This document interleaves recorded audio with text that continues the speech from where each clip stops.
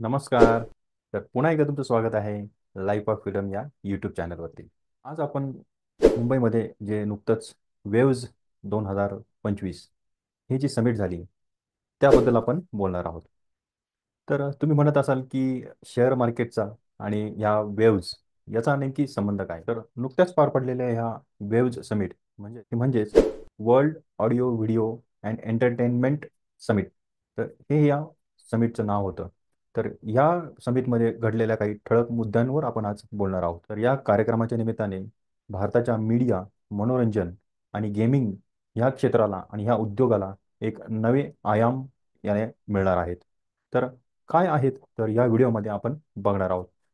तर तुम्हाला वाटत असेल की ह्या वेव्हचा आणि शेअर मार्केटचा काय संबंध आहे. तर हो, संबंध आहे ना. या समिटचे जे मुख्य मुद्दे आहेत यामध्ये महाराष्ट्राला त्यामध्ये एक मोठा वाटा मिळालेला आहे.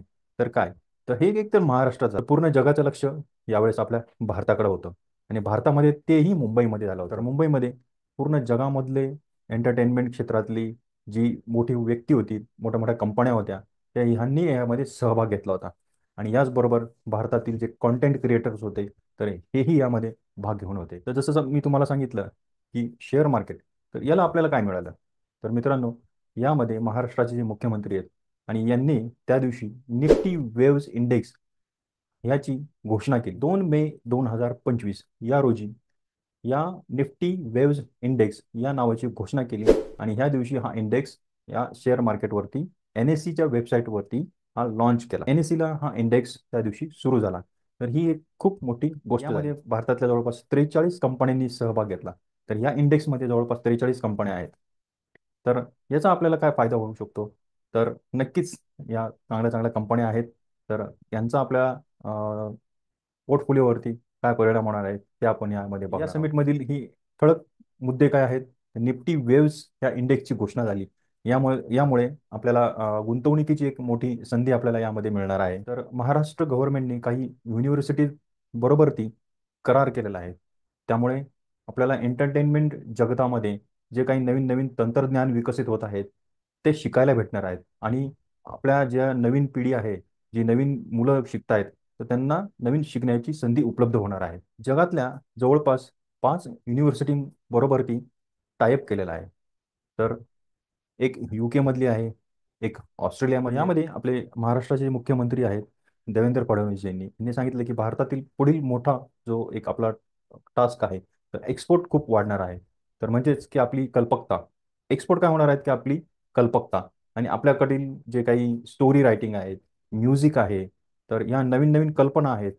त्यामुळे कॉन्टेंट क्रिएटर्स यामध्ये आपल्याला भारतामध्ये जे आज बघतोय आपण इतके यूट्यूब व्हिडिओ बनत आहेत आणि इतके क्रिएटर्स तयार होत आहेत.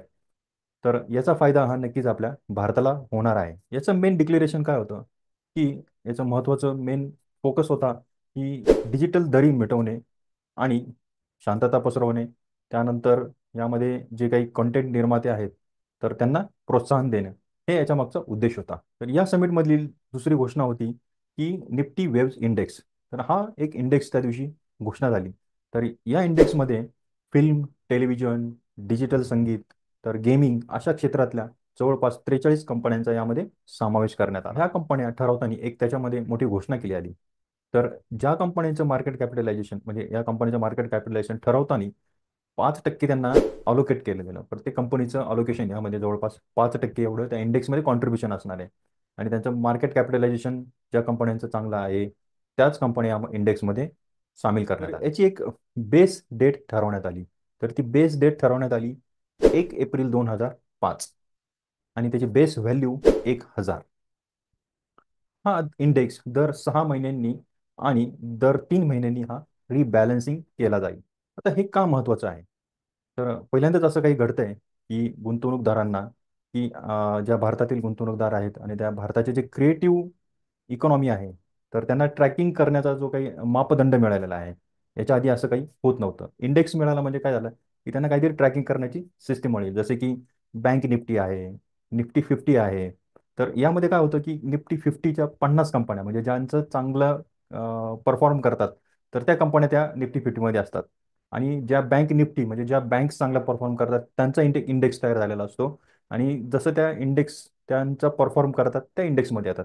तर अशाच पद्धतीने ज्या कंपन्या चांगल्या परफॉर्म करतील त्या ह्या इंडेक्समध्ये येतील, असा त्याचा अर्थ होतो. जसं निफ्टीमध्ये आपण बघतो की निफ्टी 50, तर निफ्टी 50च्या ज्या कंपन्या आहेत, 50 कंपन्या ज्याचा परफॉर्मन्स चांगला असेल त्याच त्या 50 कंपन्या त्या 50मध्ये येतात.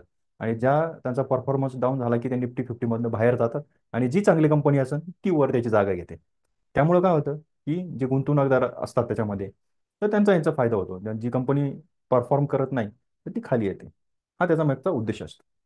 तर यामध्ये टॉपच्या ज्या कंपन्या आहेत त्याचा आहे नजारा टेक्नॉलॉजीज, त्यानंतर झी मीडिया, त्यानंतर सारेगामा इंडिया, त्यानंतर पी व्ही आर आयनॉक्स आणि नेटवर्क 18, ह्या टॉपच्या कंपन्या यामध्ये समाविष्ट आहेत. तर एन एस सीचे जे सीईओ आहेत आशिष कुमार चौहान, तर यांचं म्हणणं आहे की निफ्टी वेव्ह इंडेक्स हा हे भारताच्या गतिमान जो आहे इंडस्ट्री, जी भारताची मीडिया इंडस्ट्री आहे, तर ही खूप फास्टली ग्रोथ होत आहे. तर याची ग्रोथ आहे, तर त्याचा एक बेंचमार्क ठरवू शकते, असं त्यांचं म्हणणं आहे. त्या दिवशी त्यांनी ते त्यांच्या भाषणात म्हटलं. तर हे एक पुढचं पाऊल असणार आहे, आणि हे भारत जगाला नक्कीच दाखवून देईल की मीडिया आणि एंटरटेनमध्ये किती पॉवर आहे. कारण मीडिया एंटरटेनमेंट ही भारताचं एक अग्रगण्य स्थान आहे आजच्या घडीला. 2025 केवळ एक काय म्हणतो आपण कल्पनापुरते मर्यादित न ठेवता, तर त्यांनी प्रत्यक्ष गुंतवणुकीवर भर दिलेला आहे. महाराष्ट्र सरकारने या मनोरंजन क्षेत्रासाठी जवळपास 8,000 कोटी रुपयांचा MOU साईन केलेला आहे. त्यानंतर university of UK, university of western Australia यांच्यासोबत प्रत्येकी 1,500 कोटींचे करार नवी मुंबई UGC त्यांच्यामध्ये कॅम्पस उभारण्यासाठी त्यांनी करार केलेले आहेत. त्याच्यानंतर प्राईम फोकस 3,000 कोटी, गोदरेज 2,000 कोटी यांच्यासोबत डिजिटल मीडिया आणि इन्फ्रास्ट्रक्चर वाढवण्यासाठी यामध्ये करार झालेले आहे. त्याच्यानंतर प्राईम याचा फायदा कॉन्टेंट क्रिएटर आणि उद्योजकांना होणार आहे. युनिव्हर्सिटीमध्ये जागतिक दर्जाचे उच्च शिक्षण मिळणार आहेत, आणि यामध्ये प्रशिक्षण उपलब्ध होणार आहे, म्हणजे चांगल्या प्रकारचे ट्रेनिंग मिळणार आहे. त्यामुळे मीडिया एंटरटेनमेंट यामध्ये जे काही नवीन काही घडतं आहे, त्या टेक्नॉलॉजीज या मुलांना इथे शिकायला भेटणार आहे. मित्रांनो, यामध्ये जवळपास 5,000 थेट आणि 20,000 अप्रत्यक्षरित्या रोजगार उपलब्धी होणार आहे. त्यामुळे यामध्ये सगळ्यांना रोजगाराची एक संधी उपलब्ध होत आहे.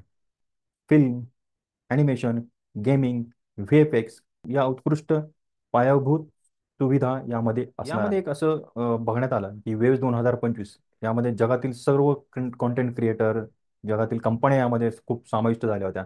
त्यामुळं याचा एक फायदा असा झाला की न्यूझीलंड सारख्या देशामध्ये पहिल्यांदाच भारतीय चित्रपट महोत्सव होणार आहेत, ही घोषणा त्यावेळेस करण्यात आली. प्राईम व्हिडिओ आणि काही कोरियन कॉन्टेंट क्रिएटर्स यामुळे भारतात येणार आहे. क्रिएटरसाठी सहनिर्मिती आणि जागतिक वितरणासाठी एक नवीन संधी यामध्ये कॉन्टेंट क्रिएटर्सला मिळणार आहे. क्रिएट इंडिया चॅलेंजमधून जवळपास 700च्या अधिक क्रिएटर्सची निवड लवकरच यामध्ये करणार आहेत, आणि जवळपास 25 भाषांमध्ये याचा विस्तार होणार आहे. वेव्ज इंडेक्समुळं, या समिटमुळं एक पुढील प्रवासाचा मार्ग नक्कीच यामुळे खुला झालेला आहे.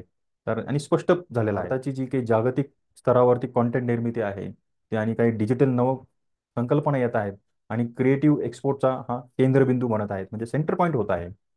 आणि नक्कीच या पूर्ण जगाचं आपल्या म्हणजे भारत देशावरती लक्ष आहे. इतके कॉन्टेंट क्रिएटर तयार होत आहेत, तर भारताच्या बाहेरचे लोक सुद्धा आपल्या इथे येऊन काही व्हिडिओज बनवतात. त्यांची इन्व्हेस्टमेंट क्रिएटर्स खूप भारतामध्ये येतात आणि खूप फेमसही होतात.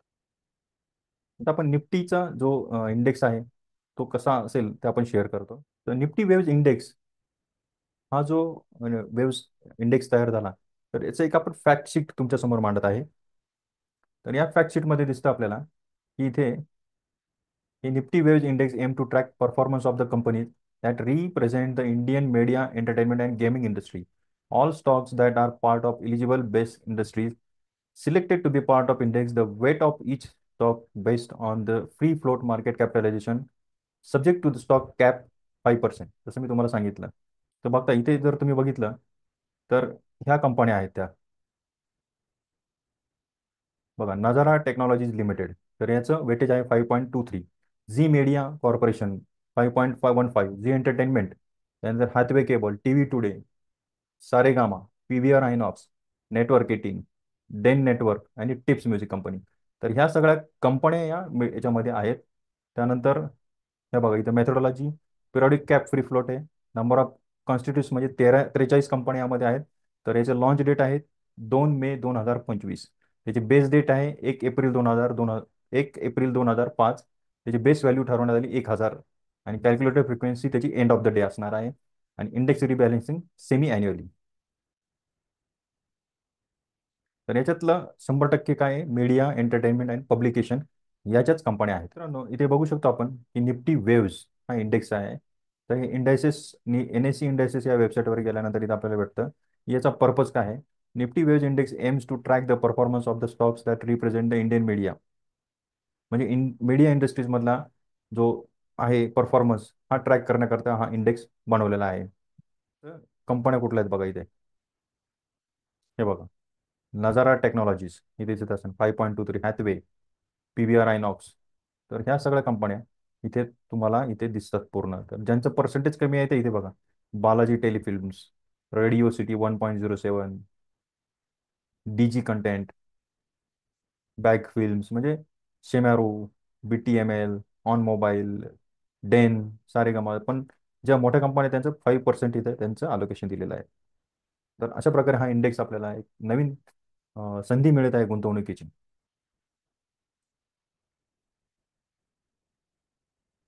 तर नक्कीच ह्या वेव्ज जी परिषद झाली, समिट झाली, यामधून आपण चांगला एक आपल्याला गुंतवणुकीची संधी यामध्ये उपलब्ध होत आहे. तर एकूणच वेव्ज 2025 भारताच्या जे क्रिएटिव्ह उद्योजक आहेत, तर यांना जागतिक नकाशावर स्थान मिळवून देऊन त्यांना डेटा गुंतवणूक, त्यानंतर जागतिक जी आपली कॉन्ट्रीब्युशन आहे त्यांच्या बळावर कॉन्टेंट क्रिएटर्सला एक गुंतवणुकीची एक नवीन संधी, मीडिया आणि मनोरंजन या क्षेत्राचे चाहते त्यामध्ये जे आहेत, तर त्यांना काळ हा जो आहे त्यांना एक एक लक्षात ठेवण्यासारखा काळ त्यांच्या जीवनामध्ये असणार आहे. चांगली एक ऑपॉर्च्युनिटी त्यांच्यासाठी एक उभी करू पाहते पुढे. तर हा व्हिडिओ तुम्हाला जर आवडला असेल तर नक्की शेअर करा, सबस्क्राईब करा. आणि निफ्टी वेव्ज हा जो इंडेक्स आहे आणि भारताचे जे कंटेंट जे क्रिएटर्स आहेत त्यांच्या भविष्यासंदर्भात तुमचे काय विचार आहेत, तर हे मला नक्कीच कॉमेंटमध्ये कळवा. मी तुमच्या कमेंटची वाट पाहत आहे. तर धन्यवाद. नमस्कार.